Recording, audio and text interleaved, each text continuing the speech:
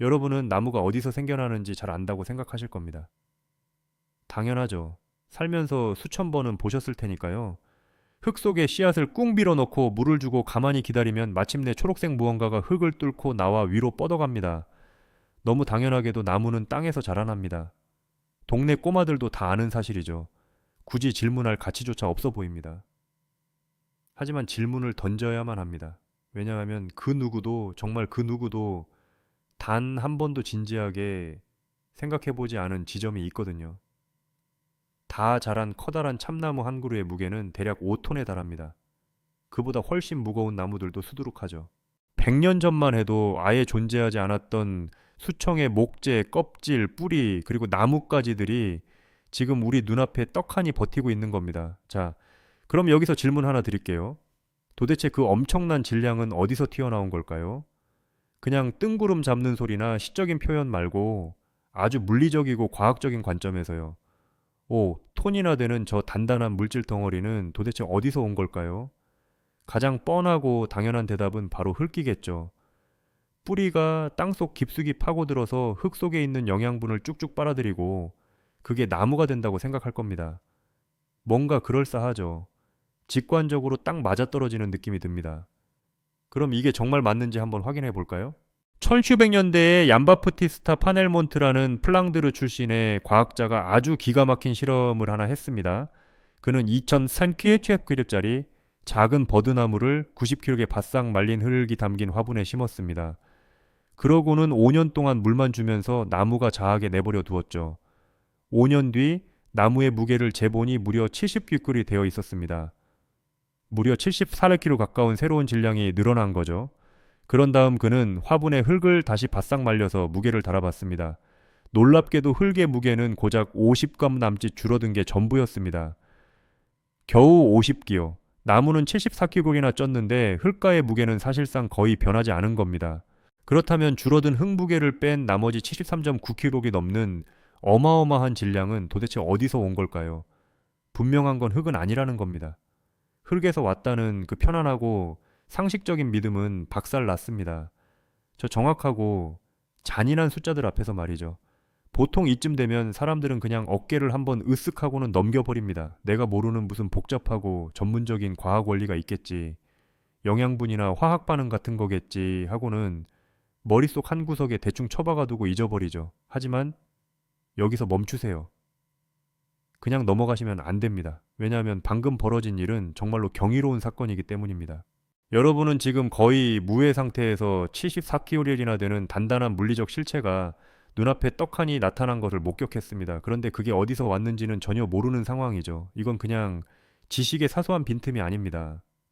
물리 법칙이 지배하느니 세상이 어떻게 돌아가는지에 대한 여러분의 이해도에 뻥 뚫린 거대한 싱크홀이나 다름없습니다. 그리고 그 진짜 해답을 마주하게 되는 순간 여러분이 나무와 공기 그리고 물질 자체를 바라보던 기존의 상식은 완전히 깨져버릴 겁니다. 제가 지금부터 그 과정을 하나하나 보여드리겠습니다. 좋아요. 라면 그 다음 범위는 물이 아닐까요? 나무는 쉴 새 없이 물을 마셔대니까요. 그것도 엄청난 양을 말이지요. 더운 여름날 커다란 참나무 한 그루는 하루에 대략 381일가 넘는 물을 쭉쭉 빨아들입니다. 이걸 100년 동안 한다고 생각해 보세요. 그 거대한 나무 시스템을 통과하는 물의 양은 상상을 초월합니다. 그러니까 그 거대한 질량은 분명 물에서 온 걸 겁니다. 흙 다음으로 가장 그럴싸한 정답이죠. 심지어 흙보다 훨씬 더 만족스러운 대답처럼 느껴집니다. 왜냐하면 머릿속으로 그림이 딱 그려지잖아요. 뿌리가 물을 마시고 물이 줄기를 타고 올라가고 나무가 쑥쑥 자란다. 깔끔하고 단순하고 아주 논리적입니다. 그런데 아쉽게도 이건 역시 완전히 틀렸습니다. 왜 그런지 말씀드리죠. 물은 H2O입니다. 수소 원자 2개와 산소 원자 하나로 이루어져 있죠. 나무가 물을 들이마시고 처리할 때 나무는 이 물분 분자를 쪼개서 수소만 날름 챙겨서 씁니다. 그리고 남은 산소는 공기 중으로 다시 음악 내뱉어 버리죠. 참고로 지금 여러분이 편하게 들이마시고 있는 그 산소가 바로 이때 나무가 뱉어낸 겁니다. 아무튼 나무가 챙긴 그 수소라는 녀석은 우주에서 가장 가벼운 원소입니다. 수소만으로 그 거대한 나무의 질량을 채우려면 정말 말도 안 되게 어마어마한 양이 필요할 겁니다. 게다가 더 중요한 사실은 나무는 수소로 만들어진 게 아니라는 겁니다. 나무는 탄소로 이루어져 있습니다. 탄소는 모든 유기분자, 모든 세포벽, 지구상에 자라난 모든 나무의 모든 섬유질을 구성하는 튼튼한 뼈대입니다. 탄소는 무겁고 아주 빽빽하죠. 그래서 바짝 마른 나무 무게의 대략 50%를 이 탄소가 차지하고 있습니다. 자, 여기서 심각한 문제에 빠집니다. 흙는 탄소가 충분치 않습니다. 물에는 아예 없고요. 물론 나무 뿌리가 흙여서 각종 미네랄을 흡수하긴 합니다. 질소, 인, 칼륨 같은 것들 말이죠. 이런 것들은 나무가 생명 활동을 유지하는데 아주 중요하게 쓰입니다. 하지만 이 모든 미네랄을 다 긁어 모아봤자 나무 전체 무게의 고작 1에서 2%밖에 되지 않습니다. 겨우 1에서 2%요. 나무를 구성하는 절대 다수의 질량은 땅에서 나오는 그 어떤 것으로도 설명할 수가 없습니다. 그냥 계산 자체가 아예 성립이 안 됩니다. 머릿속으로 음악, 뿌리가 물을 시원하게 들이마시는 장면을 백날 첫날 상상해봤자 숫자는 절대 거짓말을 하지 않죠. 결국 여러분은 아주 기분 나쁠 정도로 찜찜한 문제 하나를 떠안게 됩니다. 지금 여러분 눈앞에 5톤짜리 거대한 물체가 버티고 서 있습니다. 여러분은 이 녀석이 고작 주머니에 쏙 들어갈 만한 아주 작은 씨앗에서 자라났다는 걸 압니다. 그런데 이 어마어마한 덩치가 어디서 생겨났는지는 도무지 설명할 길이 없는 겁니다. 흙도 아니고 물도 아니고 땅 속으로 스며드는 우리가 볼 수 있는 그 어떤 물질도 아닙니다. 정답은 완전히 다른 곳에 숨어 있습니다. 대부분의 사람들이 평생 한 번도 쳐다볼 생각조차 하지 않는 바로 그곳에 말이죠. 그리고 그 정답이 어디인지 알게 되는 순간 여러분은 앞으로 길을 걷다 마주치는 모든 나무를 완전히 새로운 시선으로 바라보게 될 겁니다. 그 거대한 질량은 바로 공기에서 온 겁니다. 네, 맞습니다. 그게 정답입니다. 흙도 아니고 물도 아니고 미네랄도 아닙니다. 여러분이 손으로 꽉 쥘 수 있거나 땅속으로 들어가는 게 눈에 빤히 보이는 그런 물질이 아니라는 겁니다. 나무의 굵은 기둥, 거친 껍질, 깊은 뿌리, 수많은 장아지들까지 나무가 가진 물리적 질량의 거의 전부는 대기 중을 둥둥 떠다니는 보이지 않는 기체로부터 온 겁니다. 바로 이산화탄소 CO2 말입니다. 우리가 숨을 내쉴 때 뱉어내는 바로 그 기체. 지금 여러분 주변 공기의 고작 0.4%를 영사를 차지하고 있는 그 녀석이요. 그게 바로 나무를 만드는 진짜 재료입니다. 5톤짜리 거대한 참나무는 가장 물리적이고 음악, 문자 그대로의 의미에서 볼 때 그냥 단단하게 굳어버린 공기인 겁니다. 판 헬몬트가 그 기발한 실험을 하고 나서 도대체 이 늘어난 질량이 어디서 왔는지 음악 몰라 머리를 쥐어뜯고 있을 때 사실 그 정답은 실험하는 내내 그의 코앞을 둥 떠다니고 있었습니다. 단지 눈에 보이지 않아서 알아차리지 못했을 뿐이죠. 자, 그럼 실제로 어떤 일이 벌어지는지 구체적으로 들여다봅시다. 나무는 잎사귀 표면에 있는 기공이라는 아주 미세한 구멍을 통해 대기 중에 이산화탄소를 진공 청소기처럼 빨아들입니다. CO2가 잎사귀 안으로 쑥 들어오죠. 그러면 나무는 이 녀석을 무자비하게 쪼개버립니다. 이산화탄소 분자에서 탄소만 쏙 빼낸 다음 이걸 아주 훌륭한 건축자재로 써먹는 겁니다. 탄소 원자들을 마치 레고 블록 조립하듯이 엮어서 길고 복잡한 분자 사슬로 만들어 버리지요. 그리고 이 분자들이 나무의 모든 것을 만듭니다. 포도당, 셀룰로스, 리그닌, 그리고 나무 그 자체를 이루는 아주 뻣뻣하고 음악, 단단한 섬유질까지 전부 다요. 탄소를 빼앗기고 남겨진 불쌍한 산소는 어떻게 되냐고요? 다시 공기 중으로 내보냅니다. 다시 한번 강조하지만 여러분이 지금 들이마시고 있는 산소가 바로 여기서 나오는 겁니다. 이 과정을 보면 나무는 사실상 텅 빈 허공을 상대로 거대한 분의 공장을 돌리고 있는 거나 마찬가지입니다. 눈에 보이지 않는 공기 분자들을 낙차에 갈기갈기 찢은 다음 알짜배긴 탄소만 챙기고 산소는 밖으로 휙 던져버리죠. 그리고 그렇게 모은 탄소가 바로 나무가 되는 겁니다. 우리가 손으로 만지고 톱으로 자르고 장작으로 활활 태울 수 있는 아주 빽빽하고 단단한 물리적인 목자의 말입니다. 이거 절대 시적인 비유가 아닙니다. 분자 단위에서 실제로 벌어지고 있는 100% 리얼한 물리적 메커니즘입니다. 잠시 하던 일을 멈추고 이게 도대체 무슨 의미인지 가만히 의미해보세요. 우리가 밟고 서 있는 나무 마루판, 사람들이 지어 올린 모든 목조 주택들이 모든 것들이 처음에는 그냥 기체로 시작했습니다. 여러분 집 거실에 있는 원목 테이블 바다를 가르는 거대한 범선, 울창한 숲, 그리고 여러분이 지금껏 만져본 모든 종이 한 장, 한 장까지 모든 것들이 한때는 허공을 자유롭게 둥둥 떠다니던 눈에 보이지 않는 이산화탄소였다는 겁니다. 나무는 허공으로 손을 뻗어 물질을 끄집어낸 다음 그걸 단단한 형태로 차곡차곡 쌓아 올리는 경이로운 기계입니다. 심지어 콘센트를 꽂을 필요도 없어요. 오직 저 하늘에 떠 있는 햇빛만을 에너지원으로 사용하니까요. 그러니 판헬몬트가 혼란스러워했던 것도 무리는 아닙니다. 그는 그저 눈에 보이지 않는 공기의 무게를 잴 생각을 미처 못했던 것뿐이죠. 솔직히 말해서 누가 그런 생각을 했겠습니까? 저렇게 무겁고 단단한 물체가 눈에 보이지도 않는 텅 빈 공기에서 튀어나왔다는 발상 자체가 물질 세계에 대한 인간의 모든 직관을 정면으로 들이받아 버리니까요. 하지만 그 말도 안 되는 일이 실제로 일어나고 있습니다. 살면서 여러분이 스쳐 지나간 그 수많은 나무들은 사실 결정화된 대기, 즉 딱딱하게 굳어버린 하늘의 공기입니다. 이 엄청난 사실을 머릿속에 확실히 새겨두세요. 자, 이제 이게 도대체 어떻게 가능한 건지 그 과정을 하나하나 보여드리겠습니다. 학교 다닐 때 과학 시간에 광합성이라는 단어 다들 한 번쯤 들어보셨을 겁니다. 아마 햇빛 엽록속, 산소, 어쩌고저쩌고 하는 내용이 어렴풋이 기억나시겠죠. 그렇게 대충 시험 보고 넘어가셨겠지만 학교에서는 이 광합성의 과정에서 실제로 얼마나 경이로운 일이 벌어지고 있는지 결코 제대로 가르쳐 주지 않았습니다.